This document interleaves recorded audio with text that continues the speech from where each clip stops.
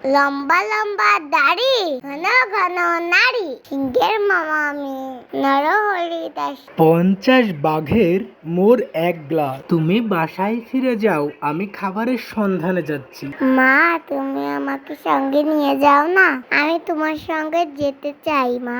না মা, তোমার যেতে হবে না। শিয়ালে খবর পাঠাবে, ভাল্লুক ধরবে, বাঘে খেয়ে নিবে। লম্বা লম্বা দাড়ি, ঘন ঘন নাড়ি, বাইরে যেতে নাহি পারি, দুঃখ লাগে ভারী। কি ব্যাপার? ওরে বাপরে, কে কোথায় আছো, আমাকে বাঁচাও। কি ব্যাপার হরিদাস, আজ দেখি একা একা, ভয় লাগতেছে না? আমাকে ক্ষমা করে দিন পণ্ডিত ভাই। কিন্তু তুমি তো রোজ আসো। এবারই সেইবার। যদি হরিদাস ভাই মরতে না চাও, তাহলে আজই এখান থেকে চলে যাও।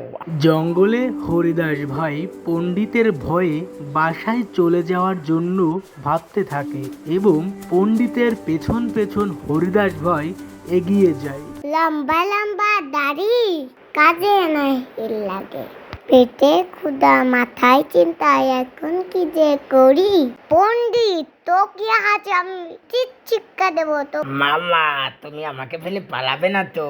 আরে না, ঠিক আছে, হ্যাঁ চল। গেদা, শুনেছো মহারাজ নাকি হরিদাসের কাছে গেছে? দুদি দুদি ড্যাম ড্যাম, দুদি দুদি ডুম। পণ্ডিত ভাই, আজকে রেচে বাঘ ওকে, তাই হবে। তোমার হাতে বাচ্চাটা তুলে দেব।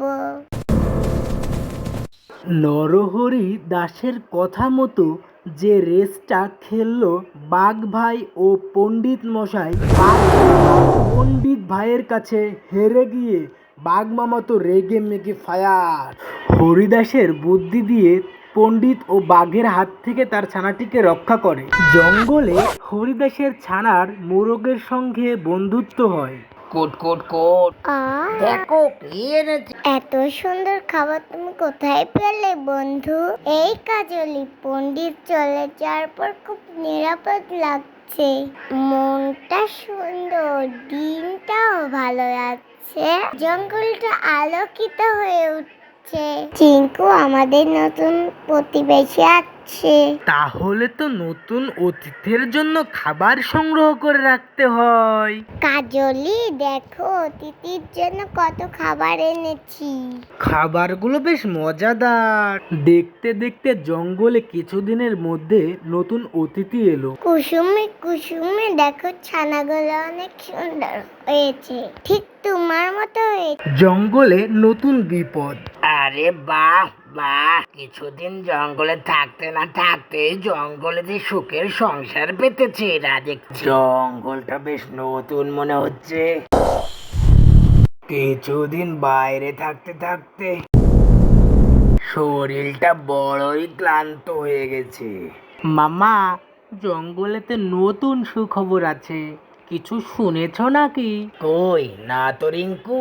জঙ্গলে কিছুদিন থাকতে না থাকতেই কাজলিরা বেশ ভালোই সংসার পেতেছে, আবার তাদের ছানারাও হয়েছে অনেকগুলা। সেই খবরটাই তো দিল।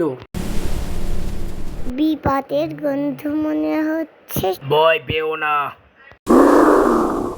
সাবধান! এই জঙ্গল আমার, তোমাদের মতো কারোর জায়গা নেই। মামা ঠিকই বলেছে, তোমরা এখানে থাকলে অনেক বিপদে পড়বে, তার চেয়ে ভালো এখান থেকে চলে যাও। আমরা তো কোনো ক্ষতি করিনি।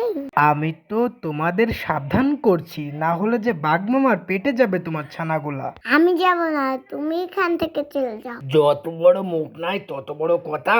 মোরগের এমন কথা শুনে শিয়াল ও বাঘ রেগে যেয়ে মোরগের ছোট্ট ছোট্ট ছানাগুলাকে ওইখানেই মোরগের পরিবার থেকে শেষ করে দেয়।